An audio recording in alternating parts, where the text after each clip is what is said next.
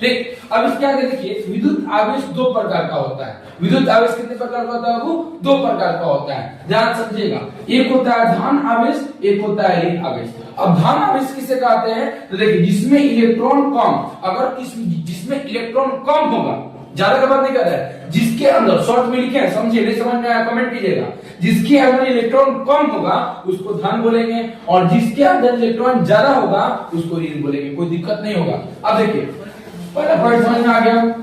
दूसरा, धन आवेश को हम क्या बोलते हैं? प्रोटॉन बोलते हैं, प्रोटॉन। तो उसको हम कैसे दिखाते हैं? पी से। अगर प्रोटॉन हम इंग्लिश में लिखते हैं तो पहला क्या आता है? पी आता है, और हिंदी में प्रो आता है, पो आता है। तो बोलेंगे क्या कि पी से लिखते हैं। धन आवेश को किसमें लिखते हैं? पी से। और ऋण आवेश को किसमें लिखते हैं? ई से, यानी इलेक्ट्रॉन।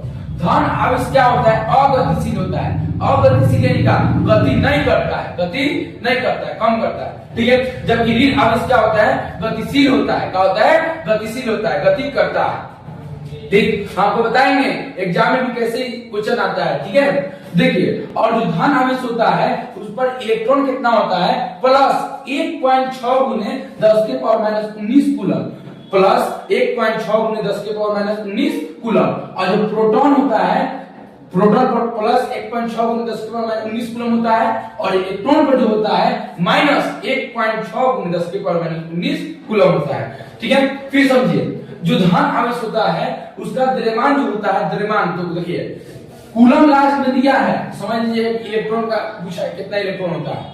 अगर लास्ट में केजी दिया है तो समझ लीजिएगा कि द्रव्यमान की बात कर रहा है। तो बताइए 1.67 गुने 10 के पावर माइनस 27 केजी किसका होता है? तो बोलेंगे हम लोग धन आवेश का होता है, इसका द्रव्यमान। बोलेंगे ऋण आवेश का द्रव्यमान कितना होता है? तो बोलेंगे 9.1 गुने 10 के पावर माइनस 31 केजी, जो कि ऋण आवेश का द्रव्यमान होता है, जिसको लास्ट में लिखा है केजी है, तो समझ जाएंगे किसके बात कर रहा है? द्रव्यमान का बात कर रहा है। और लास्ट में कूलम है तो समझ जाएंगे आवेश का बात कर रहा है। यहां तक आप लोगों को समझ में आ गया होगा, ठीक है। अब आपसे एग्जाम में क्या पूछेगा कि रुकुही आवेश को क्या कहते हैं? रुकुही आवेश को क्या कहते हैं? क्या कहेगा? स्थिर विद्युत कहते हैं, स्थिर विद्युत कहते हैं, ठीक है। विद्युत आवेश दो प्रकार का होता है, 2, 3, 4। क्या बोलिएगा? इस सर जी बताया दो होता है, एक धन आवेश, ऋण आवेश। अगर इलेक्ट्रॉन का मान कम है तो उसको क्या कहते हैं? धन कहते हैं कि ऋण कहते हैं? तो कहिएगा धन कहते हैं, क्योंकि इलेक्ट्रॉन का मान कम रहेगा। धन पर बोलेंगे धन पर क्या होता है? प्रोटॉन होता है, न्यूट्रॉन होता है, इलेक्ट्रॉन होता है। क्या कहिएगा? प्रोटॉन होता है, ठीक। इस तरह का अगतिशील कौन होता है? Electron, proton, neutron.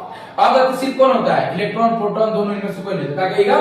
अगतिशील जो होता है वो होता है प्रोटॉन होता है। इस तरह करके 1.6 गुने 10 के पावर माइनस 19 कूलम माइनस